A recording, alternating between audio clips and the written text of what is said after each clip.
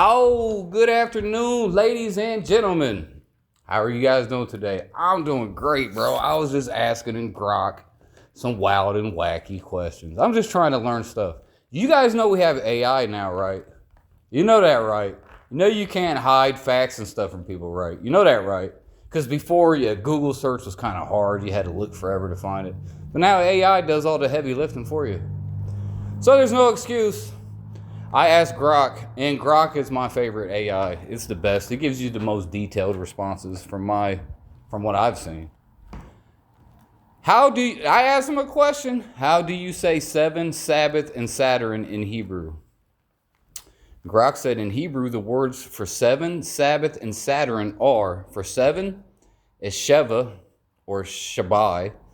See, it says, it's spelled S-H-B-I, but Sabbath is pronounced Shabbat, but hold up, it has the same letters. So why is one V and the other B? You see the inconsistencies. So it's a B, bro. Sheba, Shabbat, and you can say Shabtai, or however you want to pronounce that last one. So the words seven, Sabbath, and Saturn all share the same root word, which is the number seven. So why is the Sabbath called the Sabbath? Because God, so-called God El, created the earth in 6 days and rested on the seventh. So they rest on the seventh. That's in dedication to their God El. El is the God of the Phoenicians and the Israelites. Okay, same people worship the same God. They claim they're different people in the Bible. They definitely worship the same God. It's the same exact pantheon. All right, give me a list of give me a list of Phoenician. Give me a list of the Phoenician pantheon. That's what I need to type. Even though there was no such word as pantheon back in the day, there was like no set pantheon for anybody. You could go to a town next door and they would have a different pantheon. But let's check it out. Boom. All right, what we got here? The Phoenician pantheon was polytheistic system. Tyree's side on, baby. Up in Tyree, baby. Oh, their top god, his name is El. You mean El, like Saturn El? Saturn El. Kronos? All right, El. Supreme Creator God, Father of the gods. Yeah, that's El when you read in the Bible. That Elohim created that. Well, Elohim technically are the sons of the auxiliaries of El. And El is Saturn. That's why the Sabbath is called Sabbath. It's named after El. It comes from the number 7. It goes back to the planet Saturn. It's all linked. Saturday. Why is called Saturday called Saturn's Day? And I got to say this, that notice Christians never observe the Sabbath ever, because the Christians and the Jews do not worship the same God. That's just a fact. Otherwise, if they worship the same God, why not observe the same day in recognition of that top God, Saturn? Because in my view, if you change the day of worship from Saturday to Sunday, that would be very disrespectful, especially considering the Sabbath is pretty much named after that God. So that would be very disrespectful.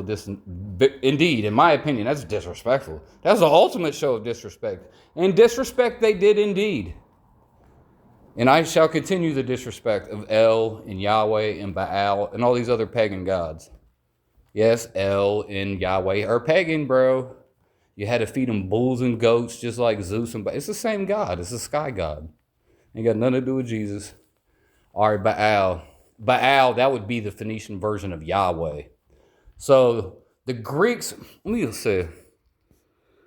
How do I frame this question? What names did the Greeks call Phoenician gods? There's got to be a Phoenician gods, whatever. Grok's smarter than me. He'll figure it out. The Greeks often equated Phoenician deities with their own gods through... Yeah, we know that. So Cronus or Zeus, depending on the context. So you'll have a lot of that in paganism.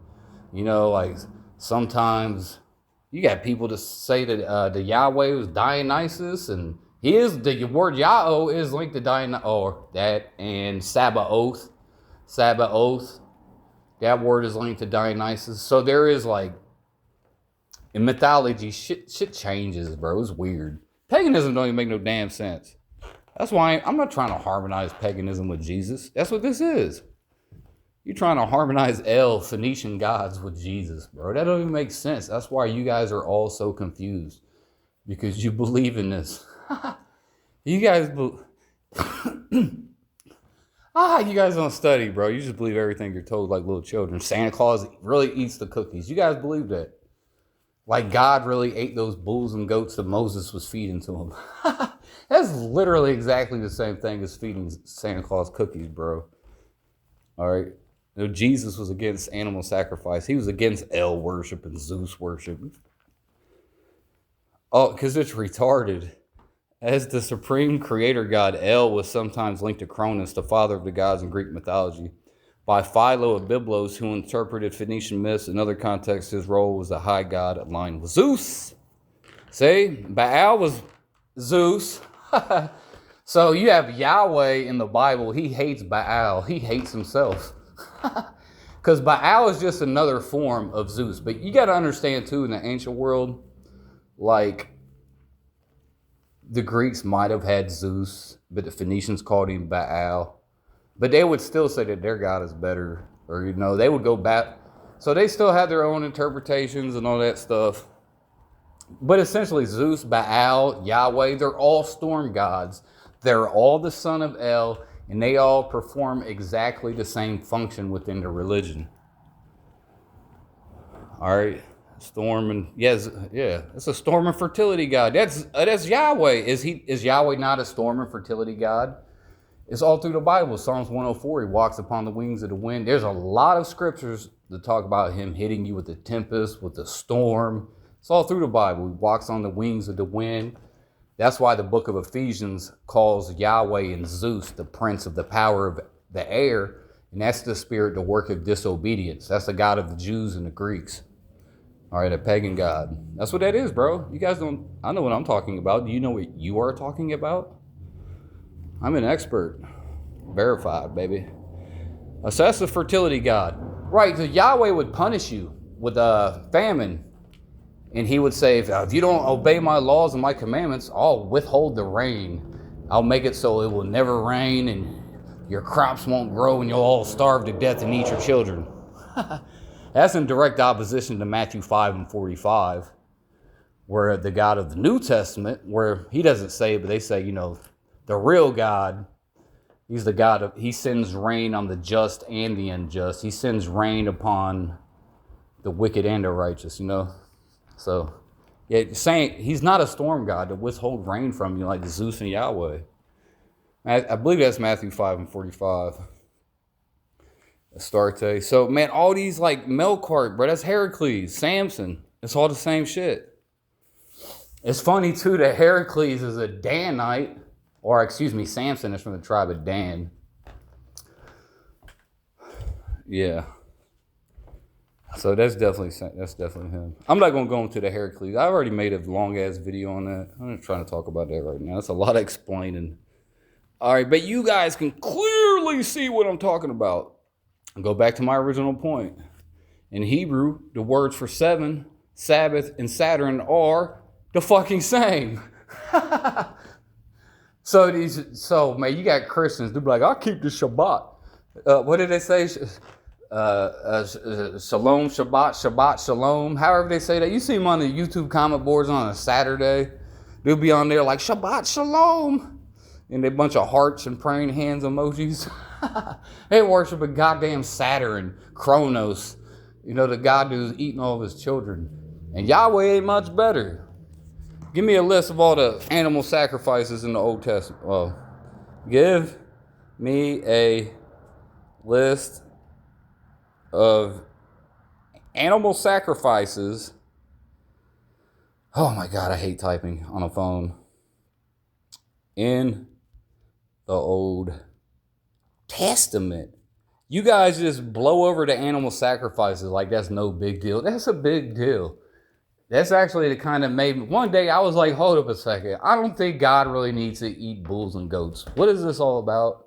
Oh, that's devil worshiping. That's what devil worshipers do. Yeah, it makes sense now. Moses took the blood and sprinkled it upon the people. He signed a deal with the devil and then signed a contract in blood. The only time I heard of blood contracts was with devil worshipers. Okay? Doing a blood contract. That's devil worshiping. That's goddamn Beelzebub. That's goddamn Malbosia. That's that's the devil and Satan himself. In the Old Testament, animal sacrifices were central to the Israelite religious system. Not in the New Testament, it ain't. Jesus, before he was even crucified, he said, the real God is not satisfied, with burnt offerings. I forget, it's in the book of Luke. I could find it. I could type that in after this. Grok is all you need now. You don't even need to open up a Bible app. I don't need to go to Wikipedia, a Bible app. Bro, you just bring everything up on Grok. That's very convenient now, isn't it? The sacrifices were central to the Israelite religious system, primarily outlined in the Torah, obviously. Yeah, they were to atone for sins, express devotion. Yeah, right. It's like, I want to show my devotion to God. I'm going to leave him some food out. I really like Santa Claus. He's going to give me all these really good presents. So I'm going to make him some really good chocolate chip cookies. Even though I'm going to lie to everybody and say Santa Claus ate it, but I'm going to eat it in secret. I mean, it's literally the same thing. It's like we have grown people believing in Santa Claus. That's what Yahweh is, Santa Claus. That's Baal. And that's not the real Saint Nick. I'm sure the real Saint Nick was an upstanding gentleman, a good Christian man. He was not fat. Okay, he exercised daily and had a good diet. All right. Yeah, so they thought they could put their sins inside of a goat. Quite ridiculous indeed. If you believe that, there's something wrong with your brain, man. Bulls for priests for wealthy individuals. See? Man, that's too for the wealthy individuals, yeah. For the wealthy individuals, you have to give up a better sacrifice. Man, that's no different than churches today when they're taking advantage of their wealthier members. You have a wealthy member, the church going to jump on that like a hobo on a ham sandwich. They going to be on that thing like some ants on a piece of sugar. You let the snack out. Some ants. You're having a picnic and the ants are coming and carrying your food away. Okay? Some of these churches you go into, you get a rich member, they going to get you forever. So they was taking advantage of the people. This is the Levitical priesthood. That wasn't nothing but a goddamn mob. That's all that was. That was the mafia. That's all they was. They was extorting people. That's all they was doing, lying. They said God said we had to kill bulls. God never told you that. You made that up and wrote it down. And you read in the Old Testament, it constantly says, the Lord hath said, thus saith the Lord, thus saith the Lord. And God ain't never talked to nobody. When did God have talked to somebody? That ain't never happened. And the New Testament says no man's ever seen God. So God ain't never talked to nobody. So they made that up. Facts. See, are you guys thinking straight like me over here? I got my thinking caps on. What about you? And then they'll say what I said was blasphemy. Oh my God. He's our free thinker. Stop him. Oh, we got sin offering. I'm not going to read the rest of this. I'm going to look up. Actually, I'm going to work actually. I'm taking a little break out of weight. But it's just about over. So I'm going to make a couple more points. What scriptures, how do I frame this? Give me a list of scriptures. Give me list of scriptures where Jesus is against animal sacrifice. I know there's one in Luke. I forget the exact chapter.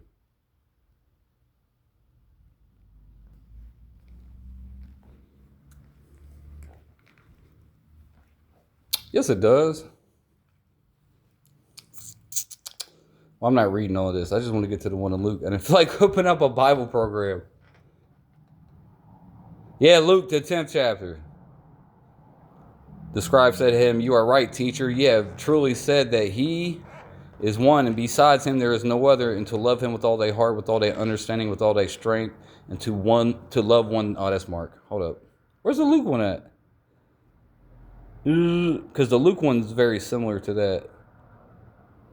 This is the Luke the 10th chapter. Oh, here it is. Maybe it's the 20th. What? Where's the Luke one? Am I dumb? Can I not read? Oh, I guess it does say Luke right here. I didn't pay attention very well. Oh, I see. It's kind of harmonizing the two different passages. Yeah. That's because the same thing appears. Okay, I get it. This story appears more than once, apparently. So, yeah, so the whole point, this man was talking to Jesus, and he's told Jesus, so the scribe said to him, "You were right, teacher. Say he is one, besides him there's no other," talking about God. And you have to love him with all your heart and with all your understanding and with all your strength. And you must love your neighbor as yourself. And all of this is more important than all whole burnt offerings and sacrifices. Right. Because the Jews would tell you what? No, buddy. You love your neighbor? No, bro. You better sacrifice that goddamn bull. You better bring me 2 turtle doves too. And a goat. And I need that lamb. They be murdering all the animals, bro. So the Jewish religion was just pure evil. It was just a bloodbath. Every Sabbath at the temple was like a butcher's shop. It's just blood drenched, blood running everywhere, down the steps, overflowing pots of just blood everywhere.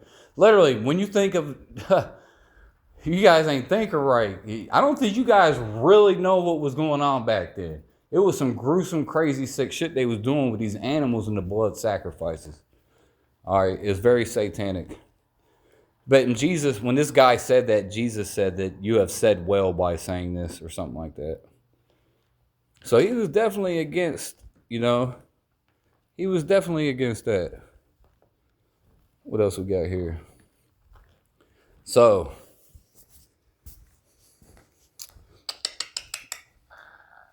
yes, that was the whole point of the video, was just, I didn't even plan the video actually. I just hit record, and now I gotta go back to work. So let's go back to the original point. I lost it.